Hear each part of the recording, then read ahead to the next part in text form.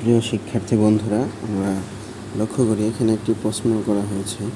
ইলা মা আশারাত আয়েশাতু বিকাউলিহা ওয়ালাকাদ রাআইতুহু ইয়ানজিলু আলাইহিল ওয়াহয়ু।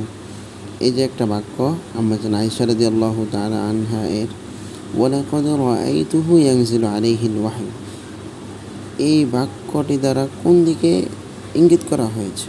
তো এটার আমরা লক্ষ্য করি যে এখানে দুইটি উত্তর দেওয়া আছে। একটা হচ্ছে বাক্য দ্বারা ওহী অবতীর্ণের সময় রাসূলুল্লাহ সাল্লাল্লাহু আলাইহি ওয়াসাল্লামের কষ্টের আধিক্যের প্রতি ইঙ্গিত করা হয়েছে, কেননা সাধারণ শীতকালে ঘাম ঝরে না, এখানে প্রচণ্ড শীতের মধ্যেও আল্লাহ রাসূলের ঘাম ঝরেছে।